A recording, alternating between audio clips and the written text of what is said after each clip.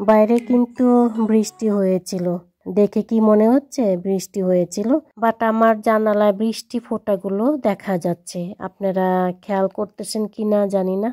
আর গাছগুলোতে অল্প অল্প পাতা ধরতে ধরতে এখন আর কি ভরপুর হয়ে গেল, কারণ এটা ছিল আগের বলক। তো সবাই কেমন আছেন? আসসালামু আলাইকুম। আশা করি যে যেখানে আছেন সবাই ভালো আছেন। তো আজকে আপনাদের মাঝে শেয়ার করব গরুর মগজ ভুনা। তো চলুন তাহলে রান্না করি। তো অলরেডি আমি ফ্রিজ থেকে বের করে রেখেছিলাম, যার কারণে একটু ছুটে গেছে। আর মগজে কিন্তু এক ধরনের রগ থাকে, এটা তো সবাই কম বেশি জানেন। তো সেই রগটা আমি ফেলিনি, আমার হাজবেন্ড আর কি ফেলে দিয়ে গেছে।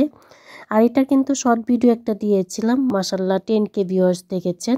তো এখন থেকে শর্টকাট ভিডিওই বেশি দিব, লং ভিডিও তেমন একটা দিব না, কারণ লং ভিডিওতে দেখা যায় কি 300 ভিউয়ার্স ঠিক মতন হয় না। যাই হোক, আমরা তো রান্না সবাই কম বেশি পারি, তো সবার রান্না ধরন তো আর এক না, যে যার রুচি অনুযায়ী মশলা দিয়ে রান্না করে থাকেন। বাট আমি যেভাবে আর কি রান্না করি সেভাবেই আপনাদের মাঝে আর কি শেয়ার করলাম। তো দেখতেই পাচ্ছেন এখানে আমি দারুচিনি, এলাচ, তেজপাতা, তারপর পরিমাণ মতো সয়াবিন তেল, হাফ কাপ পরিমাণ পেঁয়াজ, 2 টেবিল চামচ পরিমাণ আদা রসুনের পেস্ট দিলাম এবং সামান্য পানি দিয়ে আমি আর কি কষিয়ে নিব, যাতে আদা রসুনের যে একটা গন্ধ থাকে সেই গন্ধটা যাতে না থাকে।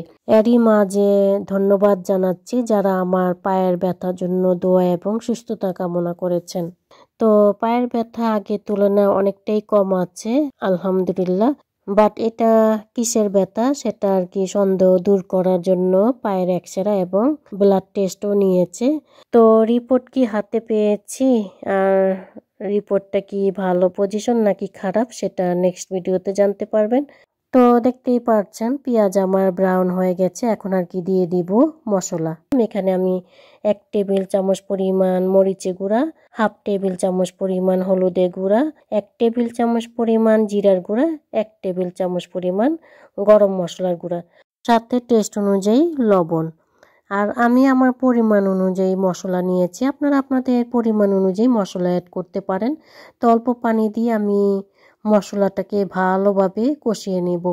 আর আমি তো সব ক্ষেত্রেই কাঁচামরিচ দিয়ে থাকি, তাই দিয়ে দিলাম কয়েকটা কাঁচামরিচ। কাঁচামরিচ আপনারা চাইলে স্কিপও করতে পারেন। তো মশলাটাকে আমি ভালোভাবে কষিয়ে নিয়েছি, এখন আর কি দিয়ে দিলাম বিফ মগজ। তো এখানে হাফ কেজি পরিমাণ আর কি মগজ আছে। তো মগজটাকে আমি একেবারে ভেঙে মশলার সাথে মিশিয়ে কিছুক্ষণ আর কি কষিয়ে নিব।